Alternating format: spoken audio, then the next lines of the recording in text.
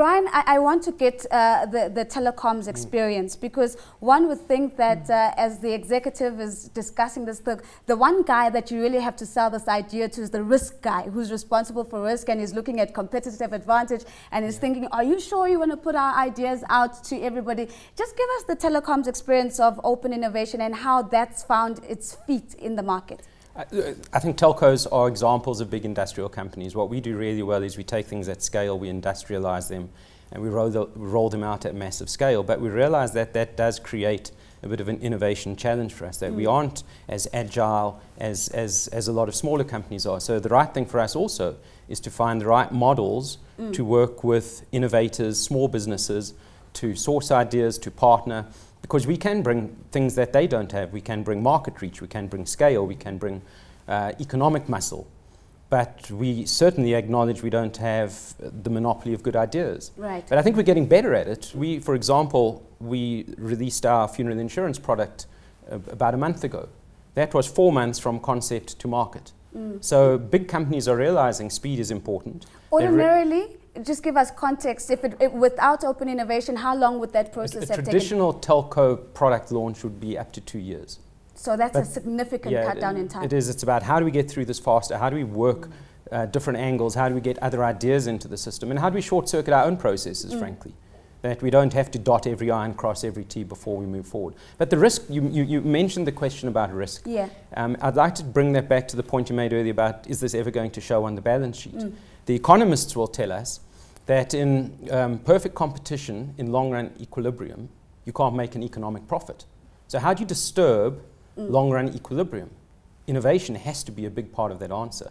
So we realize that if we just carry on doing what we always did, in 5 years' time, in 3 years' time, in 10 years' time, it will cost us.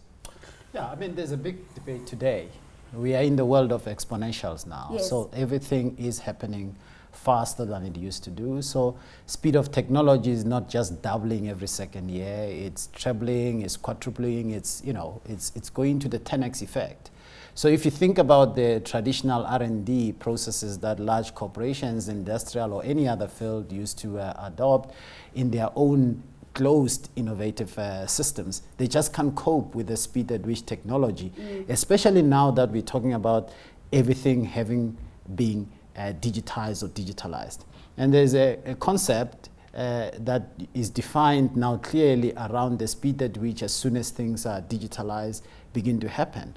And you start to realize that if you are trying to lock yourself up in some secluded place and throw the keys away and say to the guys, come up with by the time they get out, that product is not relevant in the market, or there are 5 or 3 other things that are happening in a different way to what they're doing. And that's why today, when you talk about in this digitally disruptive world, and then you talk about the exponential way in which the exponential technologies or digital technology are introducing the change and the pace of change, you really need the small, agile startup companies that are really doing innovation at the pace we've never seen before to be part and parcel of an ecosystem.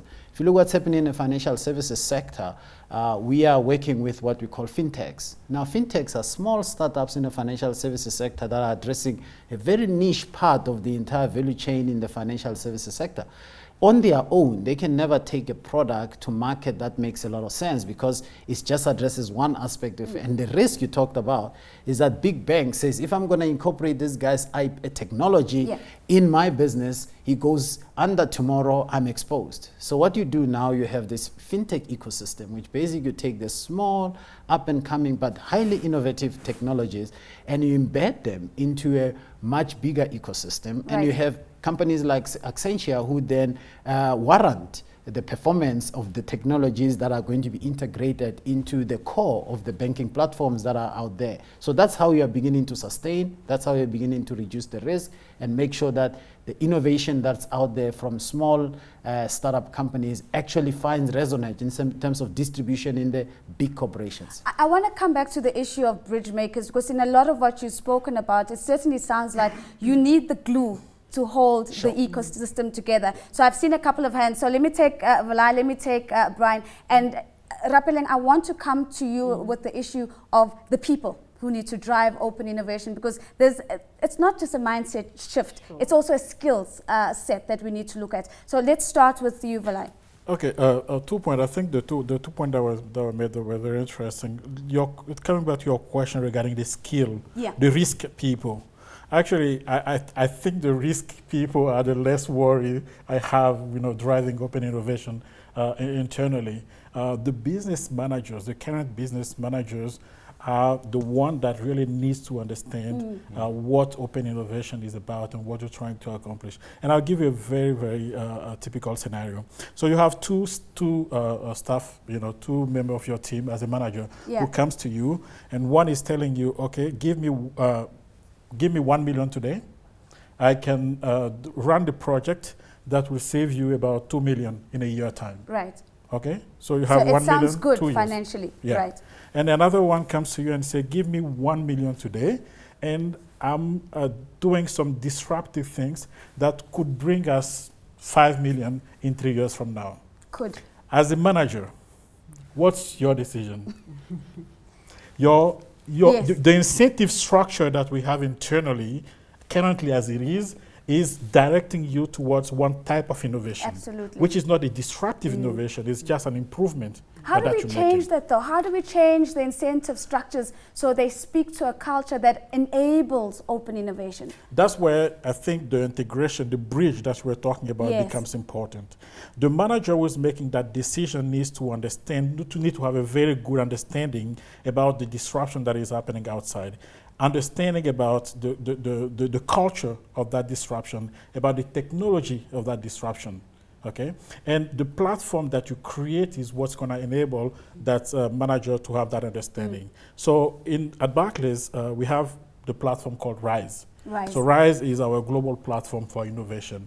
And what RISE does is two things.